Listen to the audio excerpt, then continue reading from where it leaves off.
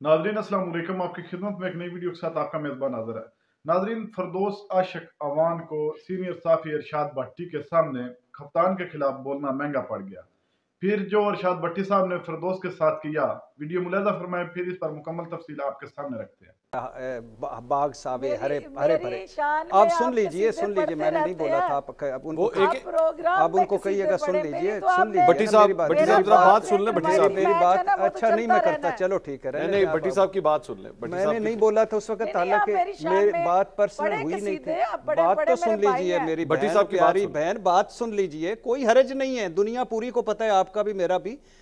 नून league जिस तरह कराती है, आप तो खुद पीपल्स पार्टी में रह चुकी हैं, आपने वो भी देखा हुआ है, कितना को फर्क आता है बाकियों से, कितना को फर्क है। ठीक कहा होगा आपने। देखिए, आप इस चीज को अंडरस्टैंड करें कि आप एक चीज गलत हुई, जैसे भी पीपल्स पार्टी ने की है, ये नून ने की है। क्या पीटीआई के अंदर से किसी माई के लाल ने उनको चैलेंज किया? क्या वो गया इलेक्शन कमीशन के ये जमातें जो इलेक्शन करा के कागजात लेके आई हैं, या ये इलेक्शन कमीशन के पास जो डेटाबेस जमा करा रही हैं, ये फेक है, फर्स्ट है, 2 नंबर है, या ये इलेक्शन कमीशन या उनके अपनी पार्टी के कायदो ज़वाबित के खिलाफ है? को गया? तो जब कोई नहीं गया तो इलेक्शन कमीशन ने जो कोई उनके पास आता है रिलीफ देने, उसको रिलीफ देना होता है। अगर अकबर एस बाबर वहां पहुंचा है तो वो उसकी पिटिशंस जो है वो इसलिए एंटरटेन हुई। जो डिस्कशन हमारे प्यारे मेरे भाई भी हैं पीटीआई की और खान साहब की और ओवरऑल रूल ऑफ लॉ की जो वो बात करते हैं, ये सारी चीज़ें जो हैं वो टीवी टॉक शोज में बहुत अच्छी और दिल को भाने वाली और किसकी बात कर रही हैं आप? आइडियल किस्म की। ये किसकी बात कर रही हैं आप? आपके साथ बैठे हुए हैं। मेरे साथ पीटीआई के रहनुमा नहीं है, मेरे साथ इरशाद भट्टी साहब बैठे हुए हैं। मैं इरशाद भट्टी साहब को कभी भी पीटीआई से माइनस नहीं कर सकती, और मैं ये समझती हूँ कि मेरा भाई जो है वो सहाफ़ी ज़रूर है, लेकिन उसके साथ साथ उसकी एक अपनी ज़ाती ख्वाहिशात, अरमान और कुछ ताल्लुक़ वास्ते और कुछ उनका है ना उस जमात के साथ लेना देना। तो वो जो बात करते हैं वो ठीक कह रहे हैं कि ये जमात जो है उसको इस वक्त जो है वो ज़मीन बोस है, तो इसको और ज़्यादा चित ना किया जाए। कि इरशाद भट्टी साहब को ये पता है कि जो सियासत के उस खेल के रूल्स हैं उसके अंदर फाउल की गुंजाइश किसी के पास भी नहीं होती, और जो फाउल करता है वो रेड कार्ड हो येलो कार्ड हो, वो उसको देख के ग्राउंड से बाहर जाना पड़ता है। अब इमरान खान साहब का या पीटीआई का जो फाउल है वो रेड कार्ड के साथ ग्राउंड से बाहर है, तो उन्हें वेट करना चाहिए। और ये नहीं होता कि अंपायर जो है ये उसके ऊपर मुनहसर होता है, रेफरी के ऊपर है, कि वो एक मैच के लिए बैन करे, वो 2 मैच के लिए बैन करे, कितनी सजा देता है उस रेड कार्ड की बेस पे। जी भट्टी साहब, जब वो उसको दोबारा से ग्रीन कार्ड देता है तो फिर वो ग्राउंड में आके खेलता है। वैसे मैं वैसी एक करेक्शन सिर्फ यहाँ पे कर दूं कि रेफरी अगर किसी को रेड कार्ड दिखा दे फिर वो ग्राउंड में वापस नहीं आ सकता।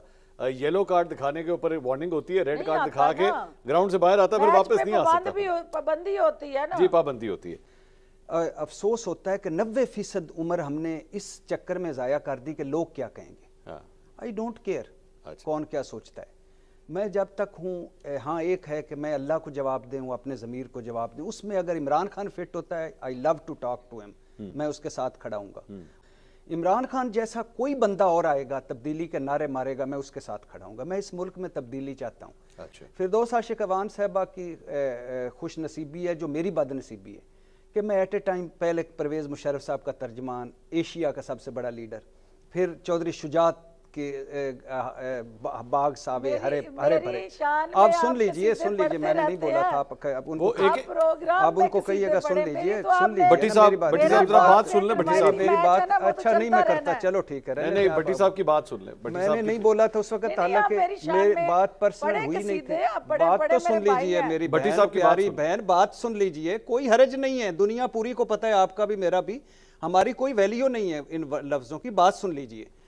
परवेज मुशर्रफ जिंदाबाद, चौधरी शुजात जिंदाबाद, जरदारी साहब, बिलावल भुट्टो एशिया के सबसे बड़े लीडर जिंदाबाद, इमरान खान मुस्लिम उम्मा का सबसे बड़ा लीडर बाकी सारे जोकर्स। मैं कह रहा हूँ जी, कमेंट तो आपने किया ना, मैंने तो नहीं किया, लेकिन और अगर आप यार ये क्या, मैं बंद कर दूं यार, ये क्या गुफ्तगू अगर आप मैं इसीलिए कह रहा हूँ इसको, इसलिए मैं इस पे यार ये गुफ्तगू करने के मैंने देखे एलिगेशन कौन सी थी डॉक्टर साहब आगे, डॉक्टर साहब ये पर्सनल गुफ्तगू हो जाएगी। अगर कहते हैं तो वो सारी मेरे पास है शीट।